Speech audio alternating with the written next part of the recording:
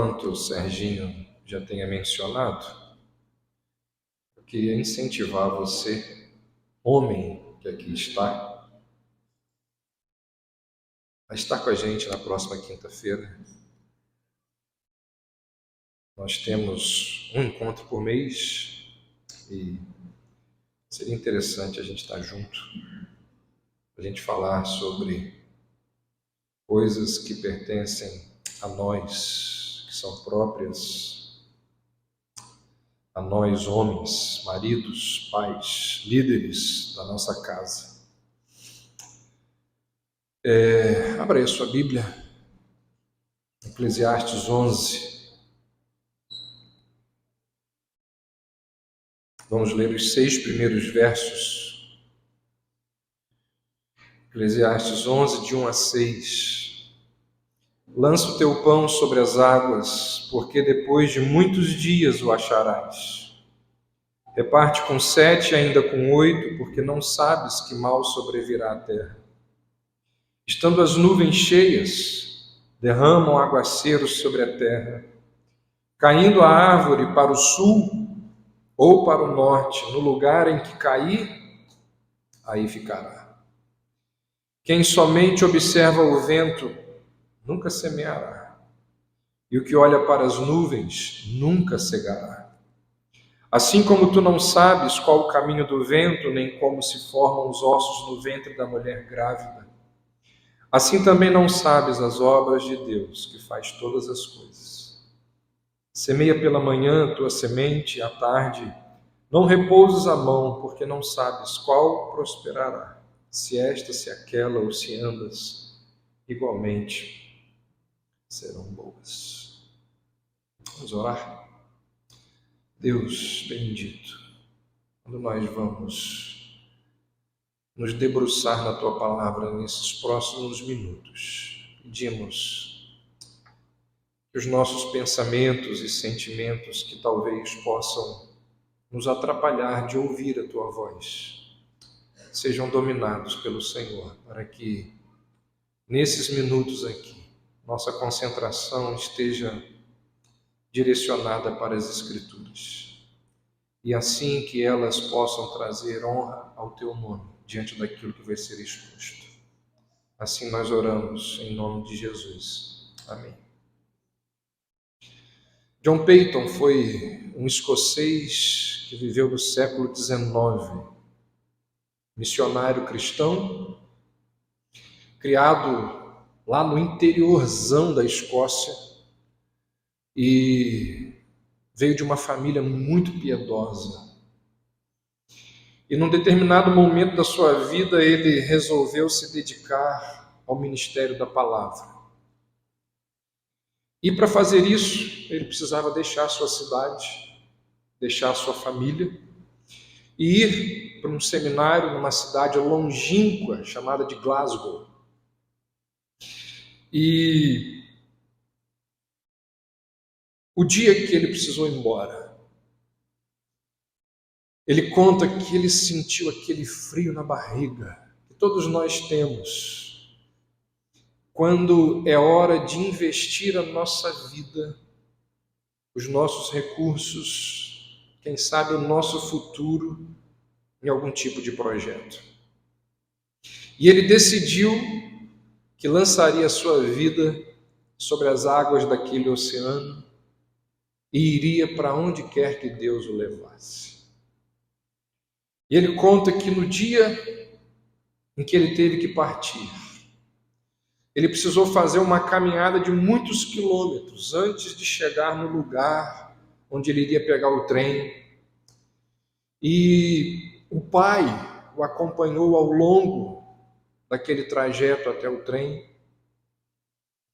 E não sei se você sabe, mas nesses momentos de despedida, o joelho dá aquela tremida, aparece ali um nó de marinheiro dentro do nosso peito, às vezes dá uma coceira no olho, por causa de uma lágrima.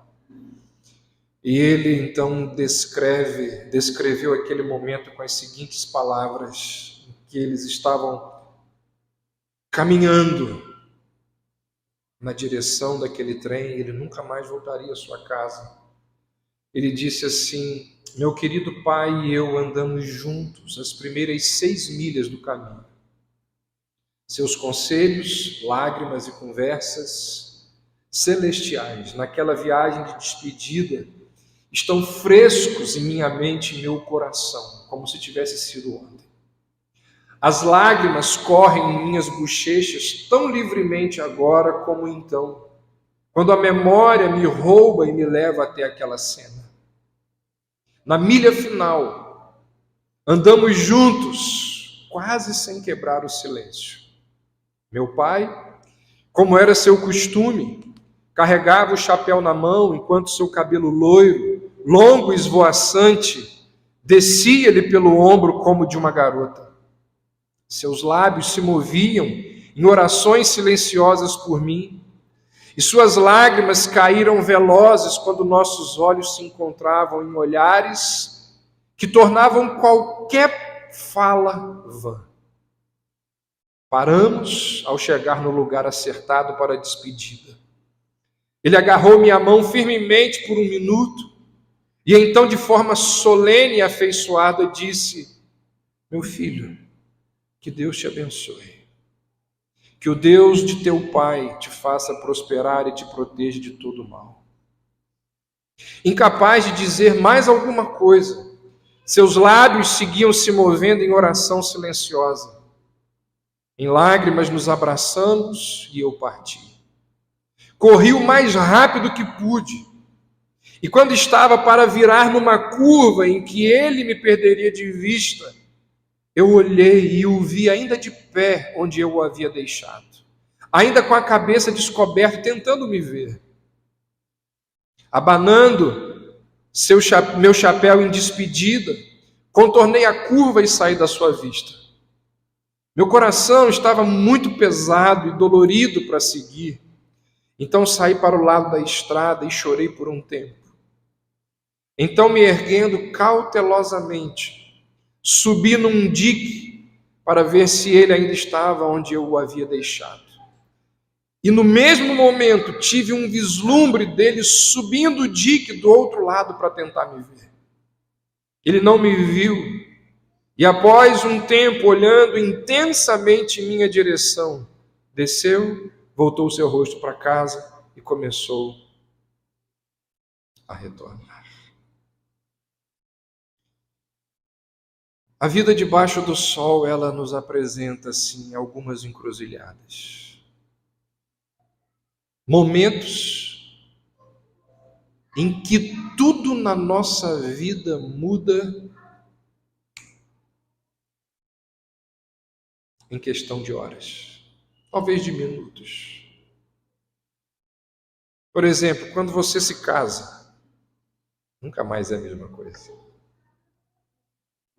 Eu me lembro nitidamente, no dia que eu me casei, me sentei na poltrona ali da sala dos meus pais com meu irmão, ele ficou olhando para minha cara, eu olhando para a cara dele, e ele foi e brincou assim: tem certeza? Brincando. Nunca mais retornei para a casa dos meus pais. Minha vida mudou. Me lembro o dia que fui para o seminário, saí de casa para trabalhar e morar fora. Primeiro dia que eu cheguei no seminário, eu liguei para casa 17 vezes, querendo voltar. Me lembro claramente no dia que Arthur nasceu. A minha vida e a de Cris nunca mais foi a mesma. Nunca mais. Quando a gente se forma, agora a gente vai precisar trabalhar naquela área. Nunca mais é a mesma. Ciclos que nascem, aparecem, outros se fecham. A vida debaixo do sol, ela nos apresenta inúmeras encruzilhadas. E como que a gente segue adiante quando a vida nos apresenta situações assim?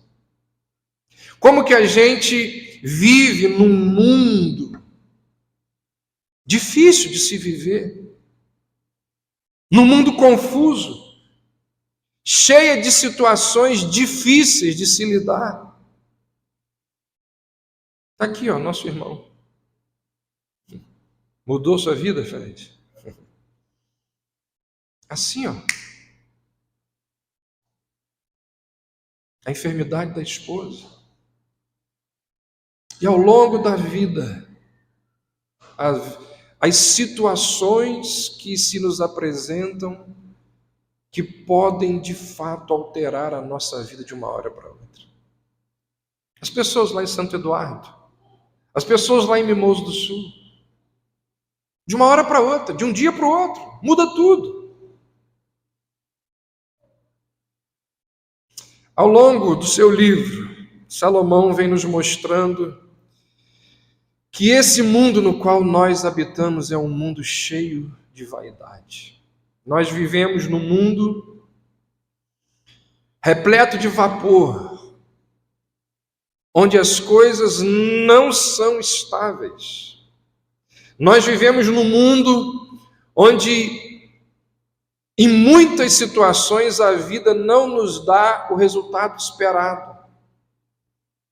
No mundo onde muitas vezes justiça e perversidade trocam de lugar.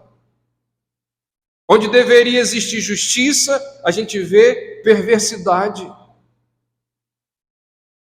Como que nós vivemos num mundo quebrado, num mundo cheio de coisas erradas, num mundo em que parece que nada dá certo?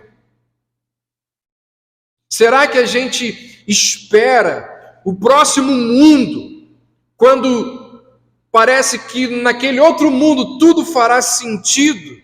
Será que a gente espera chegar nesse outro mundo para a gente começar a viver diante desse mundo destruído e quebrado no qual nós vivemos? Salomão diz que não. Salomão diz que, apesar desse mundo ser o que é, ainda há muitas coisas para serem feitas aqui.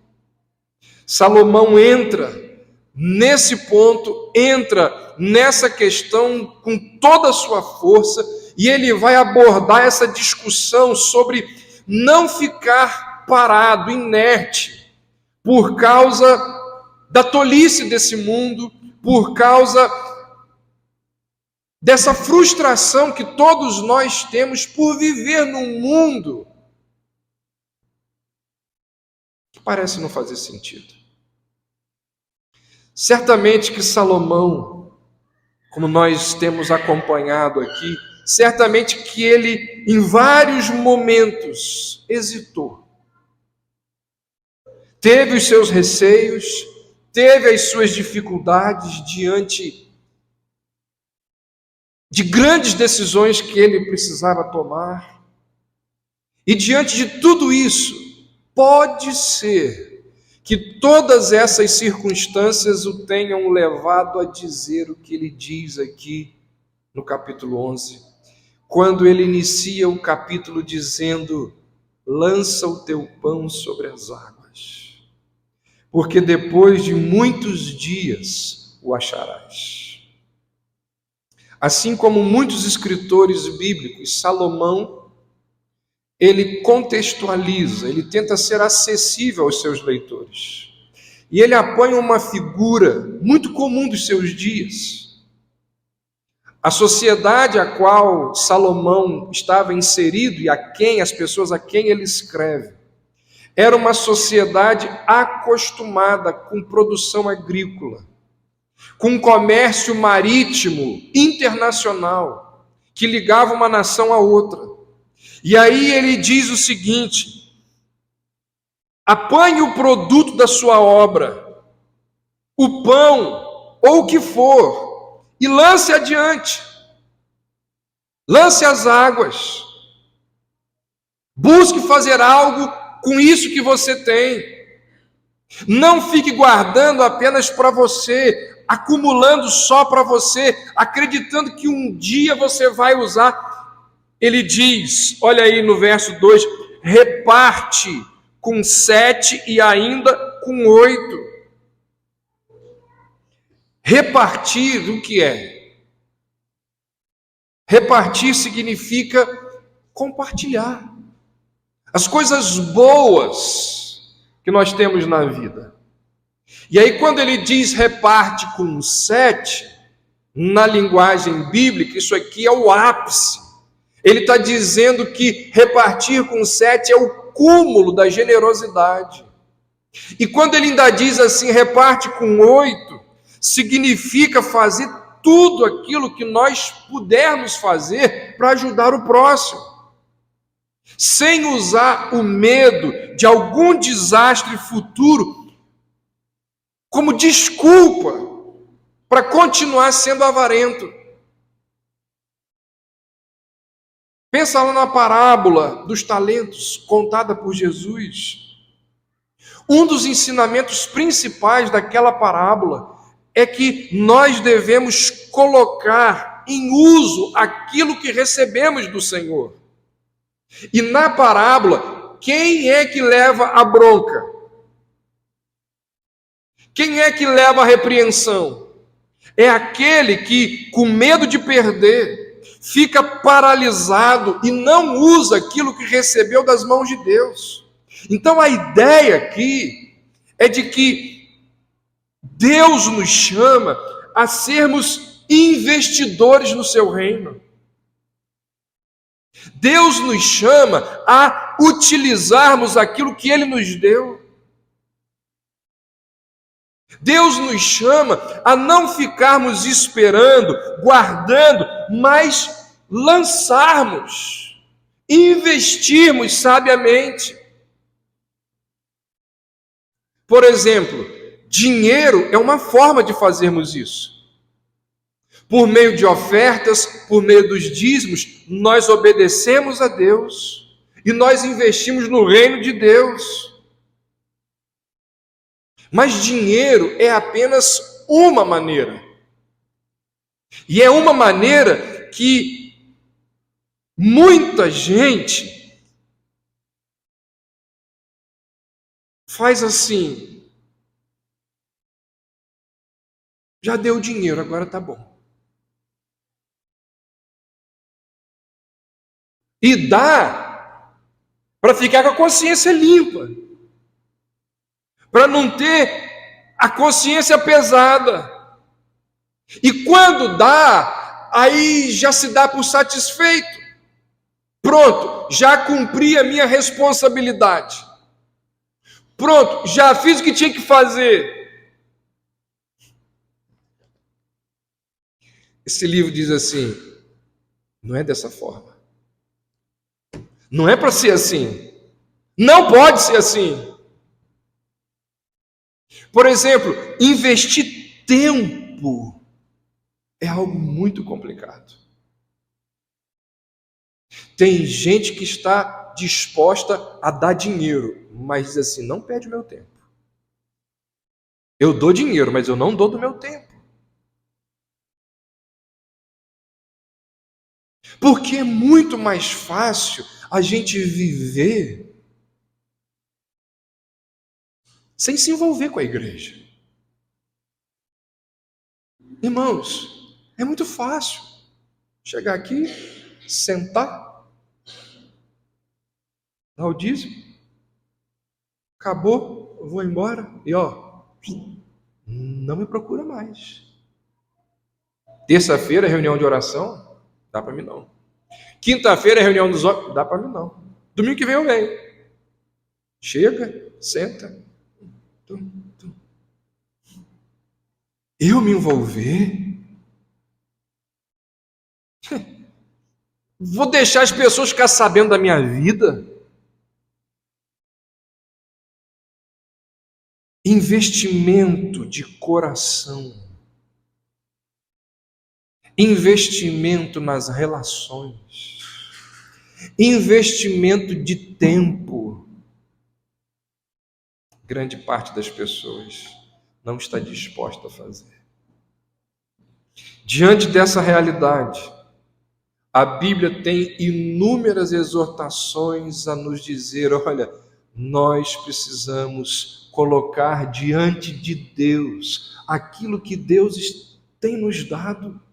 Não apenas recursos, mas tempo, talento, dons, ao serviço de Deus, ao reino de Deus. E Salomão, ele vai além na sua argumentação, e ele diz o seguinte: olha, nós não devemos esperar as condições estarem completamente favoráveis para fazer aquilo que nós precisamos fazer. Olha o que ele diz aí no verso 3. Estando as nuvens cheias, derramam aguaceiros sobre a terra. Caindo a árvore para o sul ou para o norte, no lugar em que cair, aí ficará. Quem somente observa o vento nunca semeará, e o que olha para as nuvens nunca cegará. Salomão está dizendo: olha, todos os seres humanos, todos nós, convivemos com coisas que estão fora do nosso controle. Então, se a gente for esperar a situação ideal para fazer aquilo que a gente sabe que precisa fazer, é provável que a gente nunca vá fazer aquilo que a gente deve fazer. Prudência é bom, planejamento é importante, mas muita gente confunde prudência com incredulidade, prudência com comodidade. Nós vivemos num mundo caído, nós vivemos num mundo quebrado, o que significa que muitas vezes as condições ideais não vão aparecer nunca. E Salomão está dizendo assim: se você espera as condições ideais para fazer aquilo que você sabe que tem que fazer, você nunca vai fazer. Nós devemos ir em frente mesmo sem as condições ideais. Ele diz: olha, quem somente fica olhando o vento não semeia nunca. Quem fica olhando para as nuvens nunca vai colher. Na nossa perspectiva, as condições sempre precisavam ou sempre deveriam ser melhores. A gente não faz porque a gente fica esperando algo melhor acontecer. Salomão diz: isso é uma atitude tola, isso não vai acontecer. Porque na época de semear, sempre existe uma possibilidade de que a chuva não venha. E se a chuva não vier, a semente vai secar, vai morrer. Na época da ceifa, existe a possibilidade de que venha um grande temporal e destrua toda a ceifa. É o que ele está dizendo. E qual é o ponto dele aqui? Não há garantias. Você nunca sabe se de fato vai acontecer aquela situação ideal. Mesmo assim, diz Salomão, você nunca vai colher se você não semear. Olha o que ele diz, versos 5 e 6. Assim como você não sabe qual o caminho do vento, nem como se formam os ossos no ventre da mulher grávida, assim também não sabes as obras de Deus que faz todas as coisas. Então o que a gente faz? Ele diz: semeia pela manhã a tua semente e à tarde não repousa a tua mão, porque não sabes qual prosperará, se essa, se aquela, ou se ambas igualmente serão boas. Ele está dizendo: oh, meu amigo, em vez de contemplar o vento e as nuvens, e ficar ali imaginando as dificuldades, e ficar ali esperando as circunstâncias melhorarem, nós devemos fazer aquilo que estiver ao nosso alcance, aquilo que nós pudermos com aquilo que Deus nos deu. Então não adie as coisas por medo. Pelo contrário, você deve ir avançar com fé. Não com a fé de que os seus esforços serão bem-sucedidos, mas com a fé de que Deus vai usar aquilo que você está oferecendo a Ele para fazer prosperar. Se há riscos em tudo, é melhor fracassar na tentativa do que ficar guardando os recursos para si mesmo. Salomão usa aqui o exemplo do fazendeiro. E esse fazendeiro, ele está esperando aquilo que ele não controla, em vez de fazer aquilo que ele deve e pode fazer. Se ele ficar olhando o vento, ele não vai semear nunca. Ou só vai semear quando for tarde demais. Se ele ficar esperando as condições ideais, as condições perfeitas para fazer o que precisa fazer, ele não vai fazer nunca. No capítulo anterior, não sei se você vai lembrar, Salomão falou que o tolo é aquele que não repara a própria casa. Aqui o tolo é o que não se mexe, é o que fica inerte, é aquele que não se mexe para fazer o que pode fazer, porque o tolo ele fica esperando aquilo que ele não controla.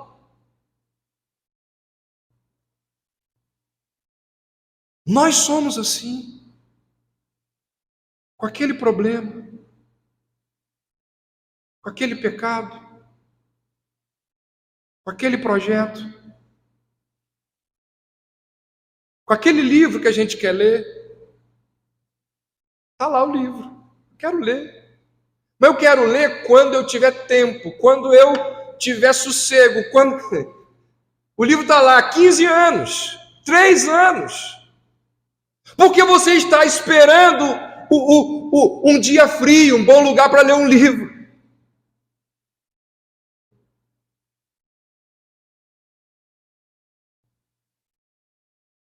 Está lá. A academia que você precisa fazer.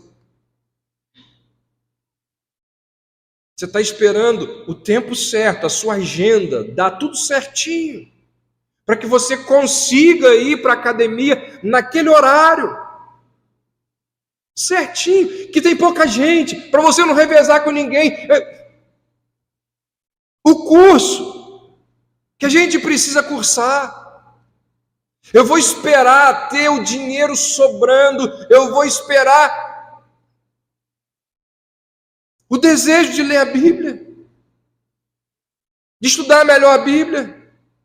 Eu vou estudar quando eu tiver mais, assim, quando eu começar a conseguir acordar cedo para poder, quem sabe então, mês que vem, quem sabe ano que vem.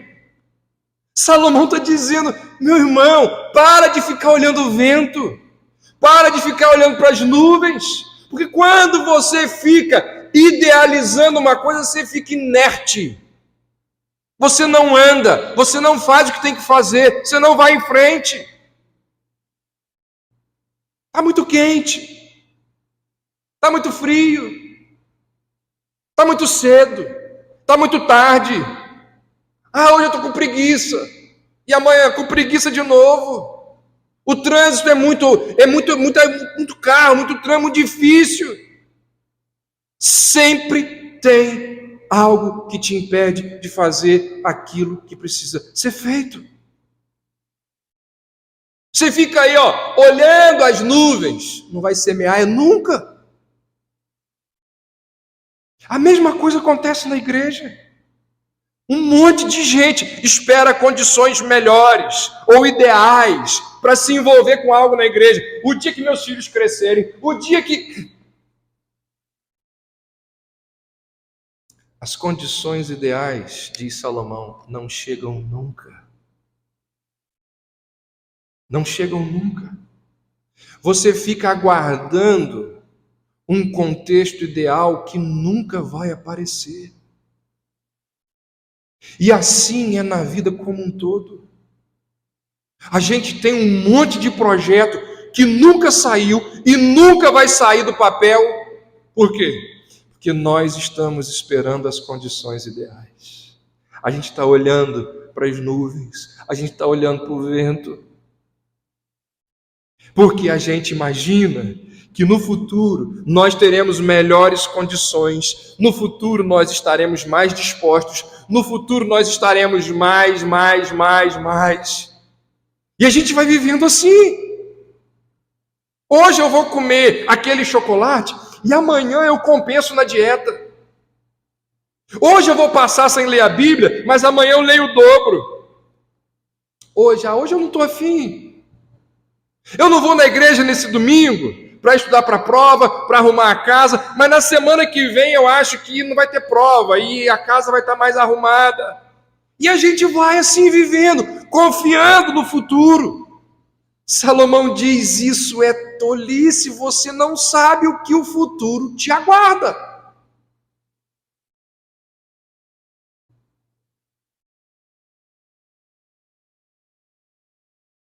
E o que muitos não entendem é que a nossa inércia, ela pode nos trazer problemas que a gente nem imagina. A nossa comodidade e a nossa inércia, ela pode nos privar de oportunidades que a gente nunca mais vai ter diante da gente. É por isso que Salomão, ele está gritando. Os comentaristas bíblicos, eles dizem: Salomão está gritando aqui. E ele está dizendo assim: vai em frente. Coloca o pé na estrada e vai. Siga em frente com os elementos que Deus deu a você. E confia que no trajeto Deus vai te abençoar. Medo, receio, insegurança são parte da vida, principalmente num mundo quebrado e frustrante como esse. Mas cabe a nós, habitantes desse mundo quebrado e esfumaçado, ir adiante com os nossos projetos. Servir, trabalhar, realizar, mesmo que pareça que nada está saindo daquilo ali que a gente está fazendo. Salomão nos lembra da grandeza de Deus em relação a nós, e baseado nessa grandeza ele diz: olha, sirvamos, mesmo sem entender tudo. Nós não somos conhecedores de tudo, de todas as situações, mas devemos fazer mesmo assim. Faça o que precisa ser feito e descanse em Deus. Você não sabe, eu não sei, ninguém sabe o que é que Deus tem para a gente lá na frente com aquilo que a gente começou a fazer hoje.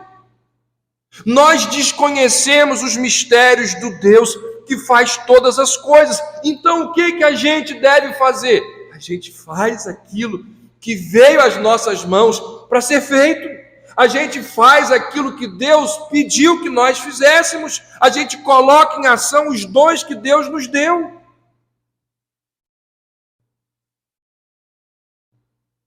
Lança o teu pão sobre as águas, porque depois de muitos dias o acharás.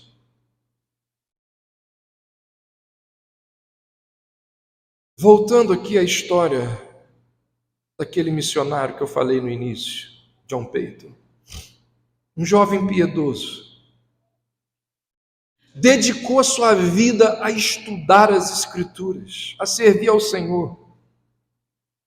Se casou e foi ser missionário numa ilha chamada Vanuatu. E quando uma pessoa, desde jovem, assim, se dedica ao ministério, entrega a sua vida para o ministério, estuda, faz o que precisa ser feito, está disposto a ir para lugares longínquos, abandonar sua casa, seus parentes, sua comodidade, e se põe a servir a Deus, nós imaginamos que Deus vai abençoar essas pessoas. Que humanamente falando, Deus vai proteger essas pessoas de coisas ruins. Que Deus vai usar a vida dessas pessoas de tal forma que o reino dele vai prosperar através da vida de pessoas dedicadas e piedosas.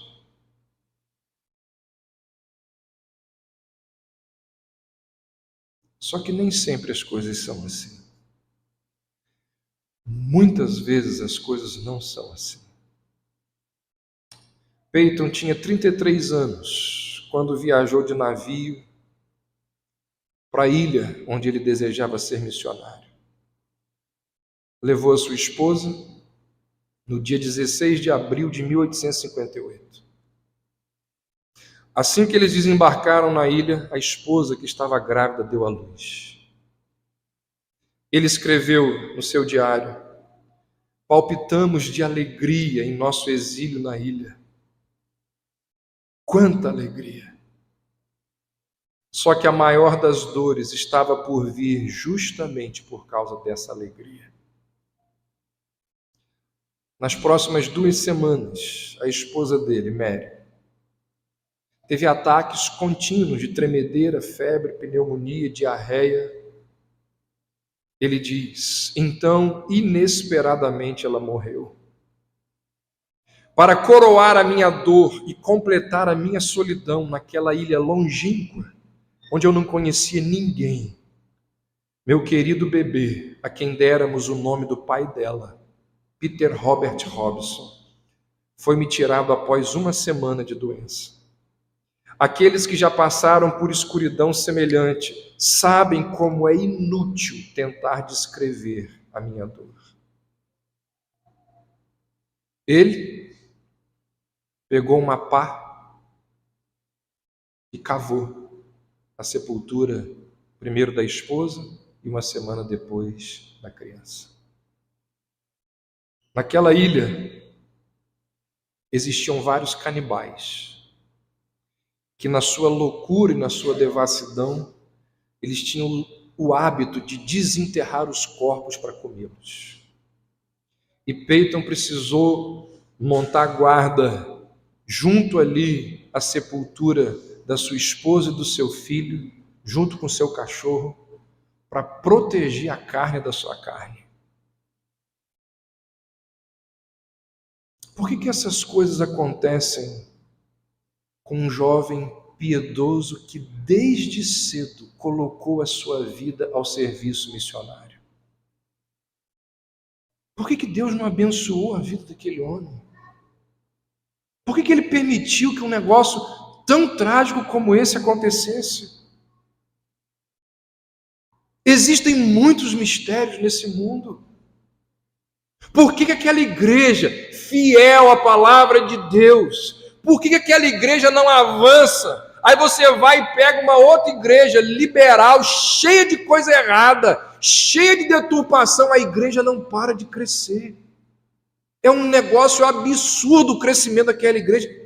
Por que isso?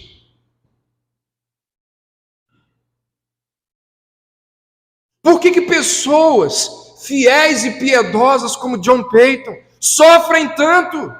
E a gente vê aí corruptos que não morrem nunca. O cara tem 90 anos, rouba o país há mais de 50. Não acontece nada com ele.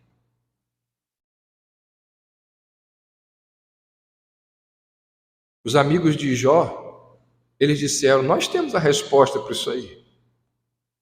Os amigos de Jó viraram para ele e disseram assim: aquela pessoa que faz as coisas certas se dá bem. E se você está se dando mal, é porque alguma coisa errada você fez. E Deus virou para os amigos de Jó e disse assim: vocês não disseram o que era correto a respeito do meu servo Jó. E a Bíblia nos mostra que nesse mundo confuso no qual nós vivemos, as coisas não são tão simples assim. Não é porque a pessoa é piedosa, é fiel ao Senhor, não é porque uma igreja é fiel às Escrituras que significa que Deus vai dar a bênção que eles desejam. Como que a gente vive num mundo cheio de mistério, cheio de confusão? Irmãos, se nós não vivermos, se nós não aprendermos a medir as coisas pelo crivo da cruz, nós vamos sofrer absurdamente. Se você não conseguir olhar para essa vida com os óculos das Escrituras, você vai sofrer absurdamente. Se você viver nesse mundo sem entender que os males que podem nos sobrevir estão dentro do controle e da vontade daquele que tudo sabe e tudo faz, você vai sofrer absurdamente. Quem mandou as chuvas lá em Santo Eduardo? Quem mandou as chuvas lá em Mimoso do Sul? Quem mandou os tsunamis?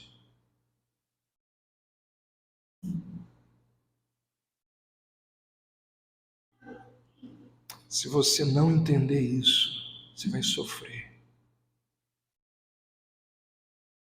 Está aqui o nosso irmão lá. Aqueles meses, aqueles dias lá de crise. Não sei se chegavam para você, mas os áudios que Fred me mandava, Fred sempre terminava os áudios assim: Deus é bom. Pergunta para ele o que o sustentou e o que tem sustentado a fé dele.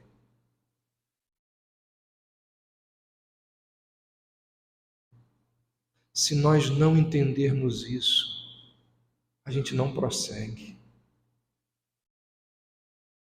A gente não caminha com sanidade. Se a gente não reconhecer a nossa limitação, a nossa incapacidade de compreender os mistérios e as coisas desse mundo e viver descansando e confiando na soberania de Deus, na sabedoria de Deus, a gente enlouquece. Como que a gente vive nesse mundo confuso? Salomão diz, a gente prossegue, semeando. A gente não coloca culpa nas circunstâncias para ficarmos inertes. A gente lança o nosso pão sobre as águas, porque a gente não sabe o que Deus há de fazer através daquilo que hoje nós estamos nos propondo a realizar, mesmo não entendendo, mesmo não compreendendo, mas a gente vive descansando que aquilo que nós estamos fazendo hoje, Deus há de fazer prosperar em algum momento. Como o verso 6 aponta, justamente porque você não sabe, você trabalha. É o que ele está dizendo aí no verso 6. Exatamente porque você não sabe, porque não sabes qual prosperará, se esta ou se aquela, ou se ambas igualmente, mas você vai lá e lança. Como que a gente vive? Confiando em Deus.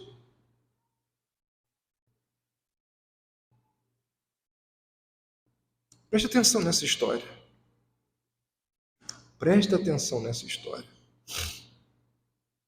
Luke Short, um americano do estado da Virgínia, nos Estados Unidos, morreu com 106 anos de idade.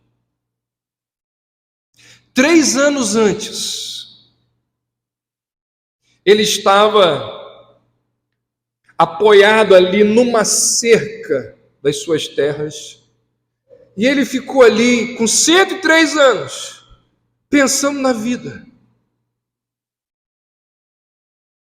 Pensando. Naquele momento, ele se lembrou de um sermão que ele tinha ouvido um pregador chamado John Flavel pregar. E ali, junto à cerca, ele foi convencido do Evangelho e se converteu.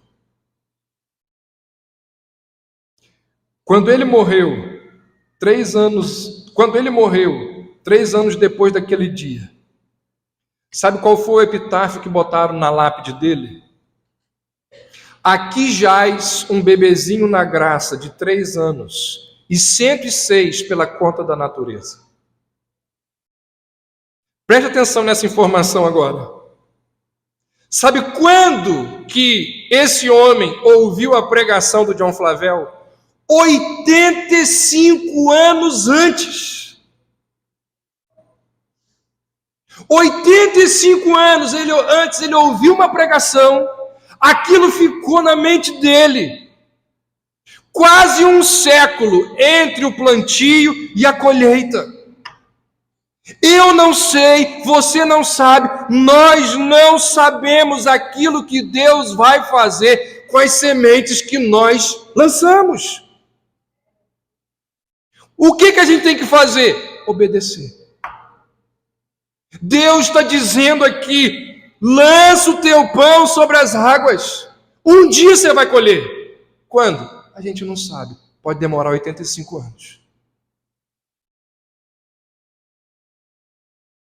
O que isso nos lembra? Que nesse mundo quebrado, cheio de coisas injustas, nós só conseguimos viver debaixo da certeza de que Deus controla todas as coisas. E quando a gente tem a certeza de que Deus governa soberanamente esse mundo, a gente tem coragem. Para quê? Para lançar a nossa semente. A gente tem ânimo e disposição para trabalhar. A gente não trabalha porque a gente vê o resultado. A gente trabalha porque Deus mandou a gente trabalhar. Pode ser que a gente não veja o resultado, mas Deus conhece. O que a gente faz? A gente lança semente. Todo dia. Todo dia. Todo dia. Todo dia. Antes de dormir, eu chego no quarto de Arthur. Falo, Arthur, vamos orar. Está aqui, ó. Está aqui. Depois vou no quarto de Alice. Vamos orar. O que eu estou fazendo ali? Estou lançando a semente. Agradece a Deus porque Cristo te salvou. Reconhece os seus pecados. Quando que essa semente vai germinar? Lança o teu pão sobre as águas, porque depois de muitos dias o acharás. A gente não sabe. Quantas vezes, irmãos, os mais antigos aqui sabem, a minha esposa melhor do que ninguém. Quantas vezes lá no início da igreja eu falava assim, meu Deus, que vontade de desistir.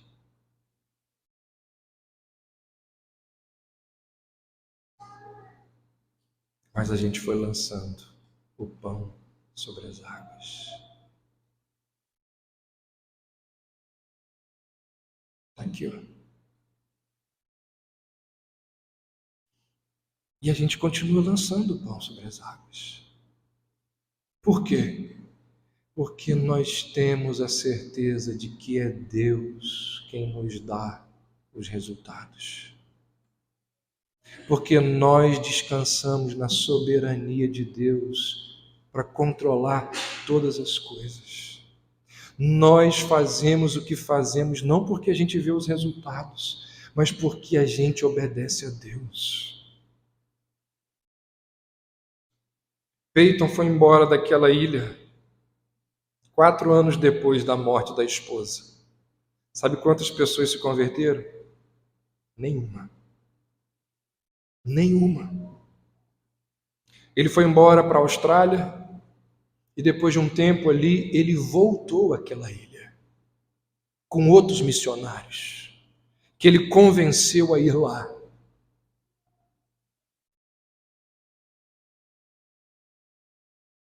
Sabe o que aconteceu? A grande maioria daquela ilha se converteu a Cristo. Há um livro do John Piper, Os cisnes não estão silenciosos, que conta a história de John Peyton. Como que Deus honrou aquele homem. As sementes que foram lançadas ali, elas foram colhidas muito tempo depois. Aquele pão amargamente lançado sobre as águas, com a morte da esposa, com a morte da filhinha, voltou tempos depois. Irmãos, Deus nos chama para a gente seguir adiante, mesmo num mundo insólito, vaporoso, sem sentido como o nosso. Deus nos chama a continuar lutando, vivendo, semeando, mesmo quando a gente não vê os frutos, mesmo quando a gente não vê uma saída, mesmo quando as águas tudo submergem, contextualizando, mesmo quando os montes se desabam sobre nós, meus lábios não se fecharão, para sempre hei de te louvar.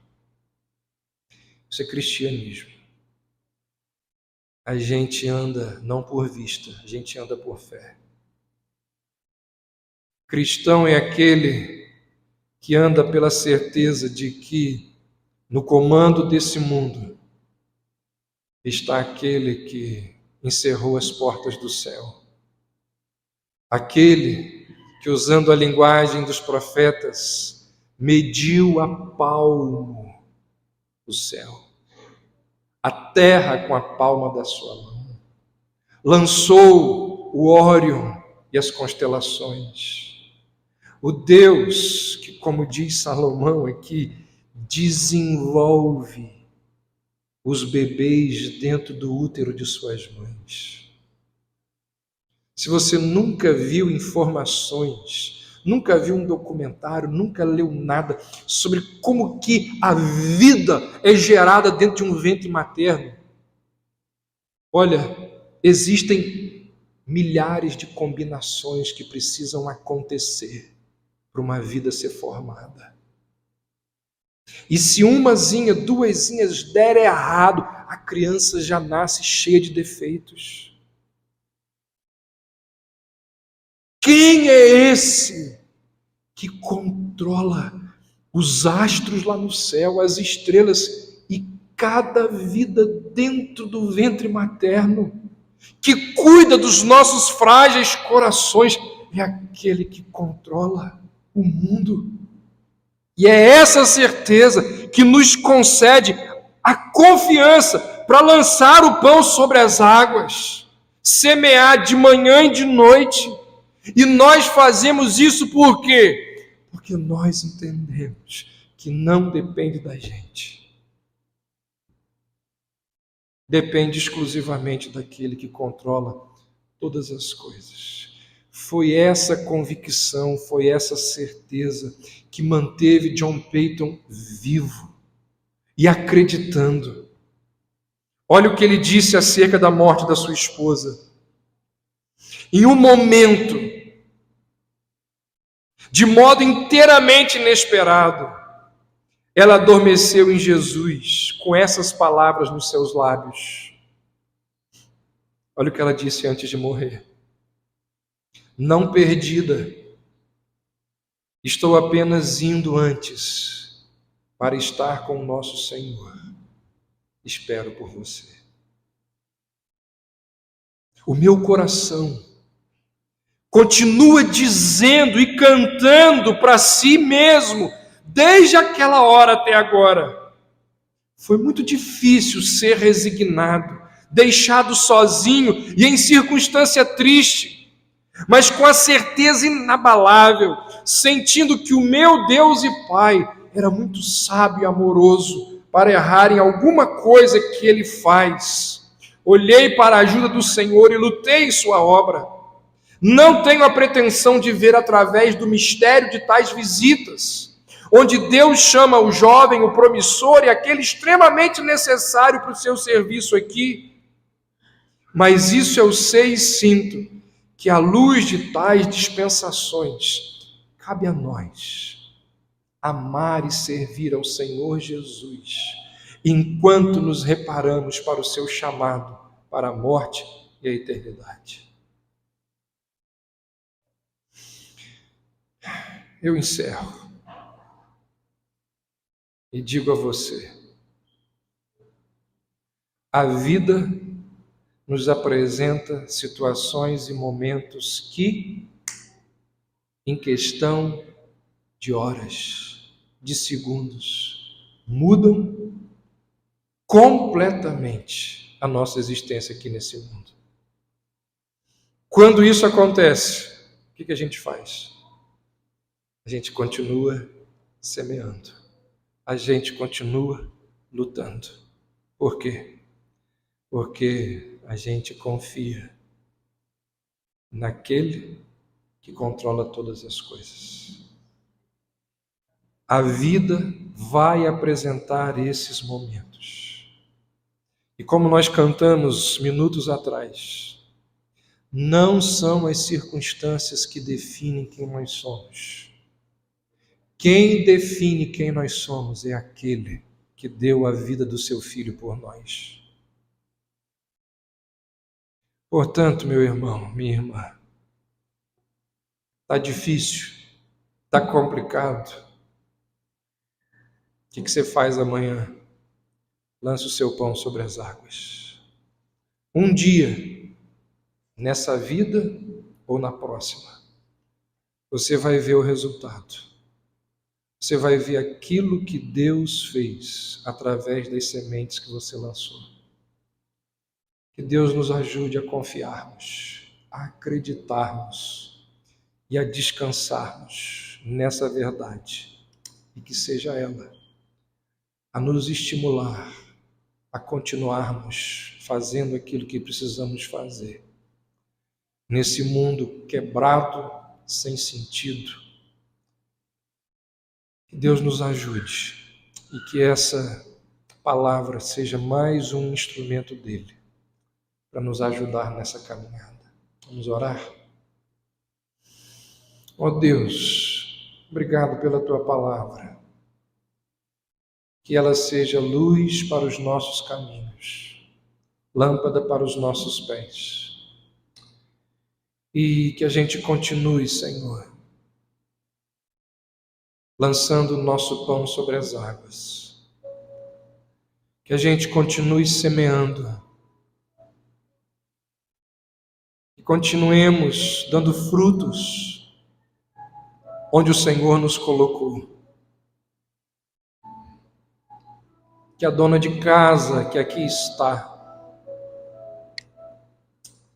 jamais deixe de cuidar da sua casa, porque é ali que seus filhos estão sendo educados. E muito daquilo que os seus filhos se tornarão, eles estão aprendendo dentro dessa casa que esta mãe está edificando. Ó Deus, ajuda-nos a termos em mente, a termos no nosso coração a certeza da tua soberania, do teu poder que tudo controla, para que seja esta certeza a continuar nos conduzindo pelos caminhos difíceis dessa vida. Que assim seja na minha vida, que assim seja na vida aqui dos meus irmãos e irmãs. Despede-nos, ó Deus, com esta certeza. Nós assim oramos e te pedimos, em nome de Jesus.